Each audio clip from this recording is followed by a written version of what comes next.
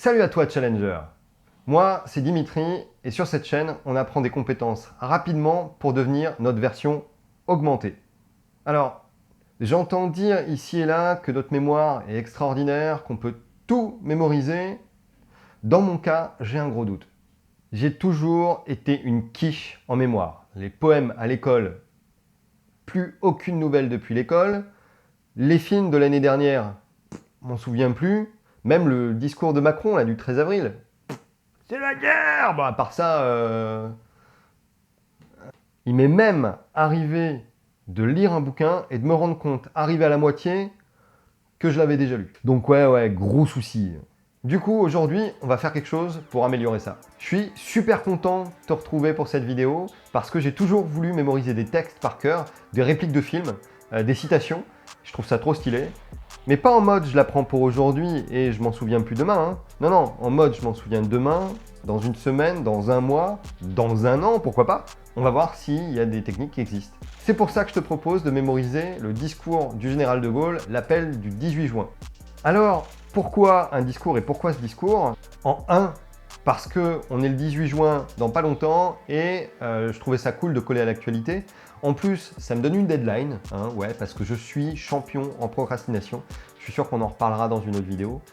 En 2, parce que c'est un discours qui a une portée historique super importante. On est en 1940 et le général de Gaulle, depuis Londres, compte organiser la résistance. Donc discours super important et bizarrement, je me souviens pas l'avoir entendu à l'école. Je me souviens pas l'avoir entendu de ma vie en fait. Comme tout le monde, quand j'ai un texte, je le lis, je le relis, je le répète, je le répète et je vais voir si le bourrage de crâne fonctionne. Est-ce que cette technique fonctionne? Non. Alors pour le lendemain, oui, sûrement qu'elle fonctionne cette technique. Mais si on veut mémoriser un texte à long terme, ça a ses limites. En plus, la répétition, ça prend énormément de temps. Alors j'imagine que sur des textes longs, ça va être compliqué de le faire. Alors, on va avoir besoin de quoi pour mémoriser notre texte? Je pense que je vais commencer par découper mon texte. Au lieu de lire et mémoriser tout un texte d'un seul bloc, je vais couper en 10 petits morceaux parce que je pense que c'est plus facile d'avaler 10 couleuvres de 1 mètre qu'une couleuvre de 10 mètres. Je vais essayer aussi de faire des séances de travail courtes mais fréquentes. D'écouter le texte, ça va être quelque chose d'assez important aussi pour la mémorisation. J'ai trouvé en référence le cône de l'apprentissage d'Edgar Dale qui dit que quand on lit une information, quand on lit un texte, au bout d'une semaine, on n'aura retenu que 10% de ce texte-là. Si on l'écoute et on l'entend, on atteint 20% de mémorisation. Et plus l'apprentissage va être actif, plus on aura de rétention. J'ai trouvé 2 techniques pour apprendre à mémoriser un texte par cœur. Vous trouverez toutes les sources dont je fais référence dans cette vidéo dans mon blog, dont vous avez le lien en dessous de la vidéo, pour y aller tout à l'heure. Pour tester ces 2 techniques et voir laquelle est la meilleure pour mémoriser notre appel du 18 juin, je vous propose de prendre un autre texte et de mémoriser 2 passages avec ces 2 techniques en leur donnant le même temps de mémorisation et voir laquelle fonctionne le mieux. La première technique, je l'ai trouvée en regardant une vidéo de Nelson Dellis, qui est champion de mémoire américain. Oui, il y a des championnats de mémoire. Sa technique, c'est de prendre un texte, de prendre les premières lettres de chaque mot, en tenant compte de la ponctuation et de la casse, du fait qu'il y ait des majuscules, des minuscules, des tirets, des apostrophes. Voilà, on va prendre le début. On va prendre le premier paragraphe. Donc, on va prendre 8 mai, ça fera 8m.Q. Et ça va donner en gros ceci. Ouais, je l'avais déjà préparé avant. Donc au lieu d'avoir ce texte-là, on va avoir ceci avec les premières lettres de chaque mot. Donc par exemple, si j'essaie de lire là, c'est 8 mai, quelle journée admirable, j'ai passé toute la matinée étendu sur l'herbe devant ma maison, et ainsi de suite. Donc ce que je vous propose, c'est de passer, allez, 20 minutes sur la mémorisation de ce texte, peut-être moins, je verrai si c'est efficace ou pas. En lisant ce texte-là d'abord 4, 5, 6 fois et en essayant de me tester sur la mémorisation avec cette feuille. Donc commençons. 8 mai, quelle journée admirable.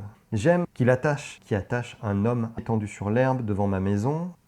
Bon, J'ai lu pendant 5 minutes et je vais faire un test déjà pour voir si je me souviens de quelque chose. 8 mai, quelle journée admirable. J'ai passé toute la matinée étendue sur l'herbe devant la maison, sous l'énorme platane qui la couvre, la rue et l'orage tout entière. J'aime ce pays et j'aime vivre parce que j'y ai mis racines, ses profondes et délicates racines. Qui a un homme je le trouve là. J'ai un trou là. Je vais juste regarder. Qui attache. Ah oui. Encore un trou. Qui l'attache. Alors autant au début oui, mais après sur la fin, j'ai un peu de mal. Manifestement, ça ne fonctionne pas, donc on va essayer de continuer à lire le texte. Et je vais insister sur l'endroit qui me pose problème. Ok. Faisons un test. 8 mai. Qui a un homme ne un oh aux un truc des paysans là. Il y a un truc avec des paysans. Voilà, aux locutions locales, aux intonations des paysans. Punaise, c'est laborieux, bonhomme. Aux locutions locales, bon, il y a un trou, hein. Ouais, c'est chaud, là. Ça fait presque 20 minutes. J'ai passé toute la matinée sur l'herbe. Non. Non, non, non, non, non. Alors, on teste une dernière fois. 8 mai. Quelle journée admirable. J'ai passé toute la matinée étendue sur l'herbe, devant la maison, sous l'énorme platane qui la couvre, l'abrite et l'ombrage, tout entière. J'aime ce pays, et j'aime y vivre parce que j'y ai mes racines. Ces profondes et délicates racines qui attachent un homme à la terre où sont nés et morts ses ancêtres, qui l'attachent à ce qu'on pense et à ce qu'on mange, aux usages comme nourriture, aux locutions locales, aux intonations des paysans, aux odeurs du sol, des villages et de l'air lui-même. J'ai réussi. C'est pas une répétition bête de la lecture du texte, c'est une répétition active. Et ça, c'est vraiment le trick, je pense. C'est une répétition active, donc c'est vachement intéressant. Ouais, c'est pas mal. Attends, je vais essayer ça. 8 mai, quelle journée admirable. J'ai passé toute la matinée étendue sur l'herbe, devant la maison, sous l'énorme platane qui la couvre, l'abrite et l'ombrage. J'aime ce pays et j'aime vivre parce que j'y ai mes racines. Ces profondes et délicates racines qui attachent un homme à la terre où sont nés et morts ses aïeux, qui l'attachent aux usages comme aux nourritures, aux locutions locales, aux intonations des paysans, aux odeurs du sol, des villages et de l'air lui-même. Poum je suis assez étonné parce que là, ça fait, ça fait 25 minutes que je suis dessus. Je suis un peu hésitant encore, mais je pense que là, ça va être vraiment bien. Donc en 20 minutes, je peux mémoriser 80 à 100 mots. Par cœur. C'est ouf! Ok, maintenant on passe à la deuxième technique. La deuxième technique, c'est une technique de visualisation, où pour chaque mot du texte, on va lui associer une image. Et plus il y aura des liens entre les images, mieux ce sera pour construire une sorte d'histoire. Qu'est-ce que j'ai fait? J'ai pris des images et j'ai essayé de construire une histoire. Donc par exemple, pour moi, le 16 juillet, le 16 c'est de la bière, c'est comme 1664, hein, j'ai pas cherché beaucoup plus loin. 16 juillet pour moi c'est les vacances, c'est un château de sable. Donc j'imagine que je suis en train de boire une bière sur un château de sable ou à côté d'un château de sable où je m'accoute dessus. Et puis sur cette plage, sur une plage, j'ai pris des jumelles, donc j'ai vu quelqu'un en train de faire de la guitare, chanter Yeah Yeah Yeah pour hier. Et j'ai vu ensuite des choses. Les choses, c'est les choses de la famille Adams. J'en ai vu plusieurs. Des choses qui sont arrivées, qui ont touillé dans ma bière. Donc ils ont troublé. Ils m'ont beaucoup troublé ma bière.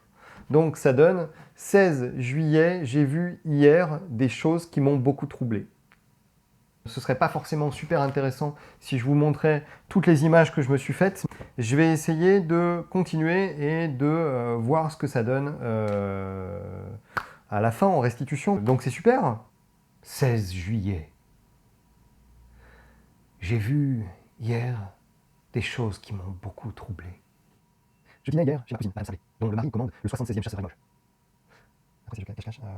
Je me trouvais chez elle avec deux jeunes femmes, dont l'une a épousé un médecin, le docteur Parent, qui s'occupe beaucoup de maladies nerveuses et de manifestations extraordinaires, auxquelles donnent lieu en ce moment des expériences d'hypnotisme et de suggestion. Les expériences sur l'hypnotisme. Une expérience sur l'hypnotisme, donc je vais le mettre dessus, et la suggestion.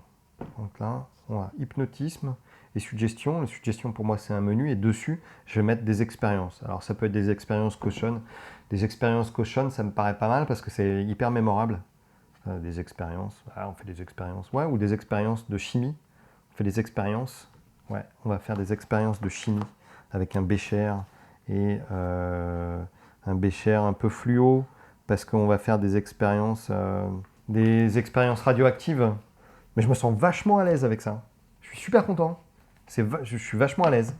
Ok, great.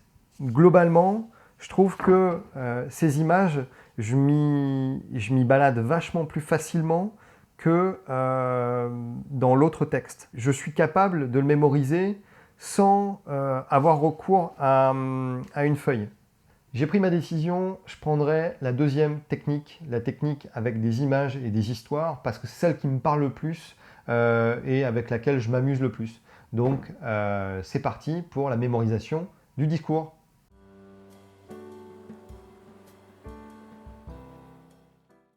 Alors on va faire le point après à peu près 2h30 de mémorisation. Je suis un petit peu en retard. Je suis arrivé presque à la fin, je suis arrivé ici à peu près à la fin de la première page. Mais je voulais faire un point parce que je viens de comprendre un truc assez important. Je pense que la suite sera plus rapide, mais il m'a fallu énormément de temps à transformer les mots en images concrètes. Et je pense que maintenant que le cerveau est bien parti et qu'il y a la créativité qui bouge, les images arriveront plus vite. C'est ce que j'ai observé sur le dernier paragraphe que j'ai fait. Les images sont arrivées plus vite. Donc pour récapituler, j'ai pris le texte, j'ai lu le texte, j'ai coupé le texte en 8 parties. J'ai trouvé des images correspondantes à chacun des mots, enfin presque tous les mots, hein, parce que les mots de liaison, certains mots de liaison, je ne les ai pas mis, parce que je me suis dit avec le contexte, j'arriverai à les retrouver. Et ensuite, c'est là que ça commence à se compliquer, c'est que entre chacune de ces images, pour se rappeler de la séquence, pour se rappeler de l'ordre des mots, il faut lier ces images, il faut faire une petite histoire. Et mon problème, c'est que j'ai du mal à faire des histoires qui font plus de 10 images. Donc potentiellement 10 à 15 mots. Donc ça se complique. Ça veut dire que je vais être obligé de faire plusieurs petites histoires. Et se souvenir de l'ordre de toutes ces histoires, ça risque d'être compliqué si je n'utilise pas une méthode. Du coup, j'ai décidé d'utiliser la méthode du palais de mémoire. Le palais de mémoire, c'est quoi? Si on prend Wikipédia, c'est une méthode pour mémoriser des listes d'éléments ordonnés. Alors, elle est fondée sur le souvenir de lieux déjà bien connus auxquels on associe par divers moyens les éléments nouveaux que l'on souhaite mémoriser. Ok. Donc, en gros, on peut prendre notre appartement, notre maison de campagne, notre maison d'enfance. On peut même prendre un parc à côté de chez nous. On peut prendre quelque chose d'imaginaire, de réel. On peut même prendre un parc d'attractions. Ensuite, on va déterminer des arrêts, des stops, comme une cheminée, un miroir, une bibliothèque. Tadam! Donc ici, on a la cheminée, le miroir, la bibliothèque. Vous ne le voyez pas, mais on a la fenêtre, on a des rideaux, on a une table et on a un canapé. On a plein d'autres trucs, mais on va prendre que ces éléments-là. Chaque arrêt va être un endroit où on va pouvoir stocker des informations. L'idée, ça va être de se souvenir de la séquence logique qu'il y a entre tous ces arrêts. Donc je me souviens qu'il y a la cheminée d'abord, il y a le miroir au-dessus, ensuite il y a la bibliothèque, la fenêtre, les rideaux, la table et le canapé. Et pour moi, ok, comme c'est quelque chose que je connais, j'ai pas besoin de passer 3 heures à me souvenir de tous ces arrêts-là. On peut avoir autant d'arrêts qu'on veut pourvu que ces arrêts soient mémorables et identifiables. Si on a par exemple 2 lampes identiques, je pense que ça va être compliqué de stocker des informations dedans parce qu'on risque d'intervertir ces deux arrêts en fait. Et du coup, on pourrait compromettre la séquence qu'on essaie de mémoriser. Une fois qu'on connaît bien les arrêts et qu'on arrive à les restituer dans le bon sens, ce qu'on va essayer de faire, c'est de stocker les informations dans chacun de ces arrêts. Donc concrètement, comment on fait? Par exemple, si je prends le texte de l'appel du 18 juin, je vais prendre par exemple le deuxième tronçon que j'ai décidé de mémoriser, qui va me donner ces images-là. Donc je vais avoir la peur, Donkey Kong, voilà. Donc ma première histoire, elle va se terminer ici. Ma deuxième histoire commence là, elle se termine là. Et ma troisième histoire, hop, jusqu'ici. Donc j'ai 3 histoires pour un paragraphe qui fait à peu près 5 lignes. Et l'idée, là, ça va être de prendre la première image de chaque histoire et de stocker la première image dans un arrêt. Donc la peur, je vais la stocker dans la cheminée. Donc je vois la peur dans la cheminée. Pour moi, la peur, elle est en train de tomber dans le conduit même. Ensuite, je vais avoir l'or. L'or va aller dans le miroir et comme l'or peut casser le miroir, le miroir va tomber en débris, va se casser en 1000 morceaux et là, je sais que s'il se casse, ça va être à cause de l'or. Et puis, le dernier, c'est une pomme pourrie. La pomme pourrie, peut-être que je vais l'écraser contre la bibliothèque, ça va dégouliner contre les livres, ça va être un peu sale. Du coup, c'est très mémorable. J'utilise bien les sens, j'utilise bien le côté extraordinaire, j'utilise bien les couleurs, j'utilise bien des fois aussi, pourquoi pas, les odeurs. L'odeur de pomme pourrie, ok, que je vais jeter contre la bibliothèque parce que c'est dégueulasse. Tout ça sont des crochets qui vont me permettre de me rappeler du début de l'histoire. Et une fois que je me souviens du début de l'histoire, je vais raccrocher les wagons. C'est-à-dire que je sais que la peur, elle est associée à Donkey Kong qui va parler, qui va prévenir les chaussures, qui vont écraser les sœurs. Enfin, toute mon histoire, même si vous avez du mal à me comprendre maintenant, toute mon histoire, elle est claire et j'arrive à bien l'enchaîner. Donc, j'arrive à avoir maintenant une logique assez claire et une structure assez puissante pour mémoriser tout mon texte. En premier, je vais transformer chaque mot en image. Ensuite, je vais faire des histoires entre chacune de ces images. Et une fois que j'arrive plus à faire l'histoire, on va stocker la première image dans un arrêt. Et tadam!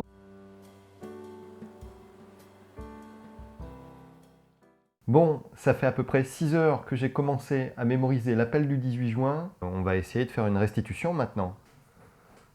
Le gouvernement français serait. Il faut être précis, mon petit gars, là. Pour des raisons. Je vois qu'il y a énormément de boulot à faire encore pour que ça devienne fluide. Il faut répéter. 20 000 chars et 20 000 avions. Moitié! On est à la moitié! Ah oui, orgue, c'est un orgue anisé. Je vais mettre de l'anisette sur un orgue, c'est génial. Cette tâche nationale et de l'air. Ah putain, s'il faut être... c'est une couille près, là. Alors. Ouais, mais qu'est-ce qui prouve que tu vois pas? J'ai un masque. J'ai combien de doigts? 3. Ah, tu vois, tu triches! Non, c'est mes doigts, je le sais. On va pouvoir commencer. Le gouvernement français, après avoir demandé l'armistice, connaît maintenant les conditions dictées par l'ennemi. Il résulte de ces conditions que les forces françaises de terre, de mer et de l'air seraient entièrement démobilisées, que nos armes seraient livrées, que le territoire français serait totalement occupé et que le gouvernement français tomberait sous la dépendance de l'Allemagne et de l'Italie. On peut donc dire que cet armistice serait non seulement une capitulation, mais encore un asservissement. Or, beaucoup de Français n'acceptent pas la capitulation ni la servitude, pour des raisons qui s'appellent l'honneur, le bon sens, l'intérêt supérieur de la patrie. Je dis l'honneur, car la France s'est engagée à ne déposer les armes que d'accord avec ses alliés. Tant que ses alliés continuent la guerre, son gouvernement n'a pas le droit de se rendre à l'ennemi. Le gouvernement polonais, le gouvernement norvégien, le gouvernement hollandais, le gouvernement belge, le gouvernement luxembourgeois, quoique chassés de leur territoire, ont compris ainsi leur devoir. Je dis le bon sens, car il est absurde de considérer la lutte comme perdue. Oui, nous avons subi une grande défaite. Un système militaire mauvais, les fautes commises dans la conduite des opérations, l'esprit d'abandon du gouvernement pendant ces derniers combats, nous ont fait perdre la bataille de France. Mais il nous reste un vaste empire, une flotte intacte, beaucoup d'or. Il nous reste des alliés dont les ressources sont immenses et qui dominent les mers. Il nous reste les gigantesques possibilités de l'industrie américaine. Les mêmes conditions de la guerre qui nous ont fait battre par 5000 avions et 6000 chars peuvent donner demain la victoire par 20 000 chars et 20 000 avions. Je dis l'intérêt supérieur de la patrie, car cette guerre n'est pas une guerre franco-allemande qu'une bataille puisse décider. Cette guerre est une guerre mondiale. Nul ne peut prévoir si les peuples qui sont neutres aujourd'hui le resteront demain. Même les alliés de l'Allemagne resteront-ils toujours ses alliés? Si les forces de la liberté triomphent finalement de celles de la servitude, quel serait le destin d'une France qui se serait soumise à l'ennemi? L'honneur, le bon sens, l'intérêt supérieur de la patrie commandent à tous les Français libres de continuer le combat, là où ils seront et comme ils pourront. Il est par conséquent nécessaire de grouper, partout où cela se peut, une force française aussi grande que possible. Tout ce qui peut être réuni en fait d'éléments militaires français et de capacités françaises de production d'armement doit être organisé partout où il y en a. Moi, général de Gaulle, j'entreprends ici en Angleterre cette tâche nationale. J'invite tous les militaires des armées françaises de terre, de mer et de l'air. J'invite les ingénieurs et les ouvriers français, spécialistes de l'armement, qui se trouvent en territoire britannique ou qui pourraient y parvenir, à se réunir à moi. J'invite les chefs, les soldats, les marins, les aviateurs des forces françaises de terre, de mer, de l'air, où qu'ils se trouvent actuellement, à se mettre en rapport avec moi. J'invite tous les Français qui veulent rester libres à m'écouter et à me suivre. Vive la France libre, dans l'honneur et dans l'indépendance. Yes! Ah! Wow! Merci à toi d'avoir suivi ce challenge jusqu'au bout. Si t'as aimé, pense au petit pouce bleu et à t'abonner parce que c'est comme ça qu'on fait grimper les contenus qui nous plaisent. Puis si t'as pas aimé, tu peux toujours l'envoyer à quelqu'un que tu détestes, ça marche aussi. Nous, on se retrouve sur le blog Dimitri version augmentée, sur Facebook, sur Instagram, mais évidemment aussi sur YouTube pour le prochain challenge. L'appel du 18 juin, c'est pas quelque chose qui vous fait bander, non, c'est pas le terme. Non! Avant de mémoriser quoi que ce soit, j'aimerais juste... J'ai trouvé 2 techniques.